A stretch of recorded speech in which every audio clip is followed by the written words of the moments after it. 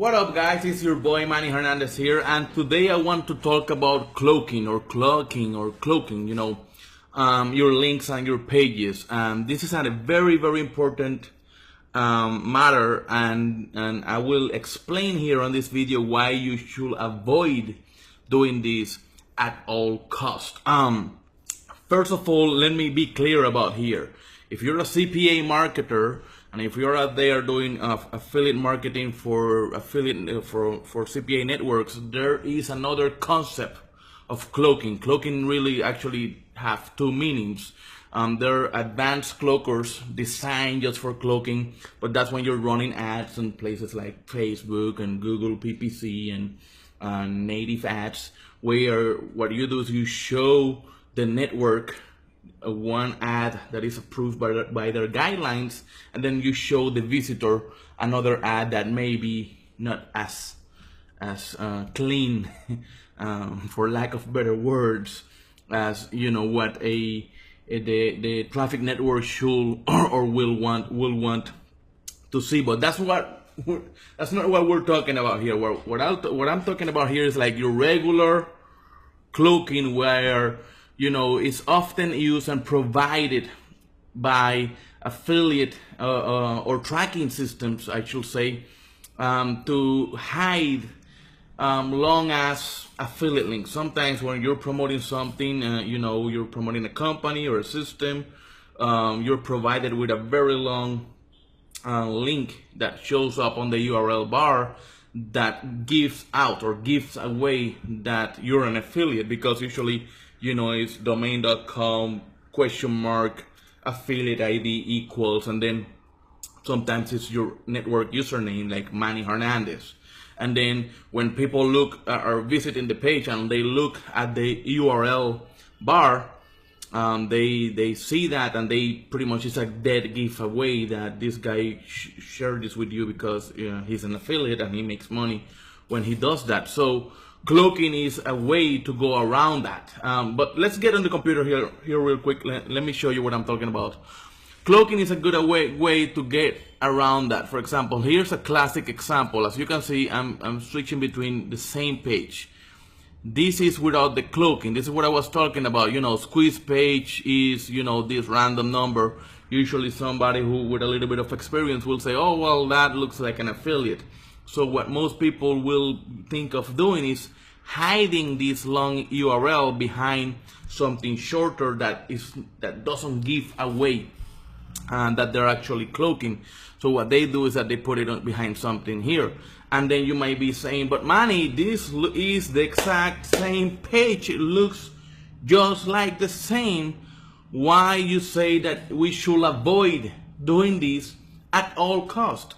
Let me explain to you and show you why. So basically the way you do that is, usually inside popular affiliate systems. Here we are inside of ClickMeter, which is a popular tracking link software, very useful.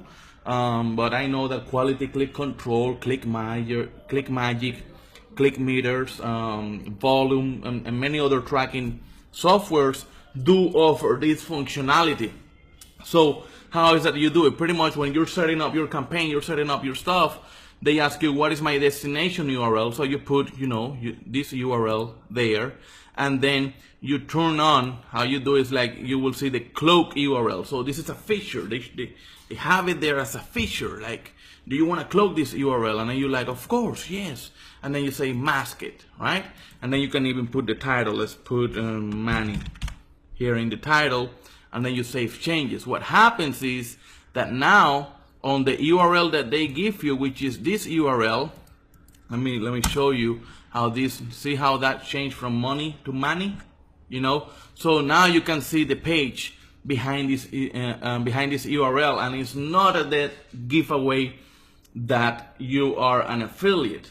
So I can see the value of that, but this is the major issue. So I want to show you something that is crazy important here, right? Here's what happens, and here's how they do it. Let's check the source of this page right here. So how they do it is that they place your original destination URL inside of a frame, an iframe. So what you're saying is an iframe of your page on this page. So that's how it works. There's no science, it's pretty simple to do. Actually, so this is how they do it, and that's how they're able to mask your URL inside this URL. But here's one problem: iframes are not HTML5, which HTML, you have two types of HTML and HTML5. HTML, your regular HTML, is not mobile optimized. HTML5 came to solve the issue that we were having, that everybody was moving mobile, but websites look horrible on mobiles. So HTML5 came to solve that issue, to make websites nowadays mobile responsive and mobile friendly. And nowadays, even if your website is not mobile friendly, you will get Google penalties for that. So this is a big issue. But the iframe tag did not make the cut on HTML5. The iframe tag is part of the old HTML ways of doing things. And what does all these crazy tech talk means to you? Very simple. Here's what happens to your page. So here, let's do an inspect here, and now this is how your page looks now on an iPhone 6 for this example, because it's inside an iframe. You might be thinking, well, this is how it looks like. It's not that bad. Well, think about it. This is the whole page right here. This is your whole real estate, right? On the screen of the user, and you're just using a small portion on the top that is quite hard to read. The person will have to pinch and open to read what is actually going on your page, making it harder for them to opt in. All you want on this page is that person's email, remember? So you're making it harder on them to opt in on your page. This is how it should really look like. Boom. See this? See how easy to see? Now we're in the same iPhone 6, cloak version, non-cloak version. This is how see how simple it is to read, navigate, and opt in on this page versus this page. This is why cloaking should be avoided at all costs, unless you have a legit reason, like a real, like you prefer not to be mobile optimized versus having the iframe. Here's something that you guys need to know. It's hard to come around systems nowadays that are not mobile optimized by default, but I do see some still around. There are systems around and landing page creators that have some templates that are not mobile friendly. And then you might be like, oh, well, I get desktop traffic. Well, think about that twice, because nowadays everybody is on a mobile, period. Remember the good old days where people were saying mobile is the future, mobile is the future? Guess what? Mobile ain't the future anymore. Mobile is the present. So unless you work at an office space, unless you work on an office environment or from home like me, maybe yourself watching this video, nobody's actually using computers anymore. Everybody has one, everybody has a laptop at home.